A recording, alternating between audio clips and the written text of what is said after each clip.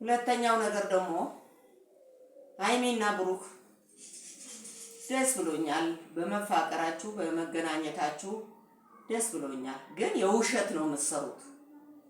የውሸት ኦዲየንስን ለማታለል የምትሰሩት ስራ ነው። አልጋ ላይ እንደዚህ ይኮናል። ድሮም አልሆናችሁ እንደዚህ፣ በፊትም እንደዚህ አልሆናችሁም። ያስጠላል ብለሃለች እኮ ሳሎን ላይ አበባ ጎዝጉዘህ ወይን ገዝተህ በሳሎን በስነ ስርዓት ፍቅራችንም መጫወት እንችላለን ብለሃለች እንጂ አልጋ ላይ እኔ ብለው አልጋ ላይ እንደዛ ማንደባለል እንደዛ ማድከም። እውነት አንተ ምን ነክቶህ ነው? ጥፋትን ለመካስ ጥፋትን ለማሸፈን ስትል እሷን እኮ ወቀጥካት። ቆሰለች እኮ እጄ ሁሉ ቆሰላለች፣ አፏ ሁሉ ቆሰለ። ምንድን ነው እንደዚህ አይነት ነገር? እንዴ የጋማ ከፍት ስራ እኮ ነው የምትሰራው እንጂ እውነተኛ ስራ አይደለም ስራ።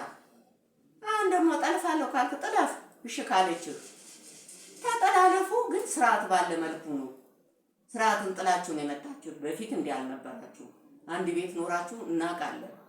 እሷን ቤት ገብተህ ኖረሃል፣ ተከራይተው አብራችሁ ኖራችኋል። ግን እንዲህ አይነት ስርዓት ይወጣ ጋጣ ወጣ አይደለም።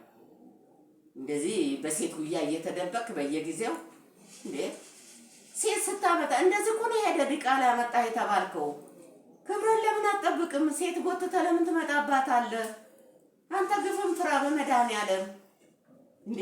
ይሄ አይገባትም ለሃይሚ። ኧረ ተው አስብ እስቲ ራስህ አስብ። ምን እየሰራው እቀውጠዋለሁ ብሎ መቀወጥ፣ አልጋ ላይ ነኝ ብሎ መቀወጥ ምንድን ነው? እንደዚህ አይነት ነገር እንዲህ ማጨናነቅ ምን ይባላል? እቅድ ያለው ሰው እንደዚህ ነው እንዴ?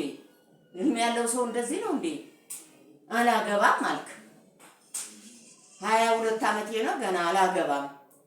ካላገባሃት ለምን እሷን አስረህ ቁጭ አድርገህ ታንገላታታለህ? የራሷን ህይወት ትኑር እንዴ። ቀንድ ስታወጣ ነው እንዴ የምታገባው? የምትሰራው ለቤተሰብ መኪና እየገዛህ አይደለም? ያንተን ብትወልድ ብታገባ ማስተዳድር ነው እንዴ የምትሰራው? አሁን ደግሞ ታሽወለብለ እንደዚህ የምታብደው እሷ እሺ ብላ ስለማሰራ አንተ ቀበልክ። ለመለኛው ደግሞ መኪና መግዣ እንድታጠራቅም ይሆናል እንግዲህ። ሃይሚ ራስሽን ጠብቂ። የራስሽን ቱር ትቶ በሱ ቱር ነው የሚያንገላታሽ። አንቺ እኮ አቆምሽ።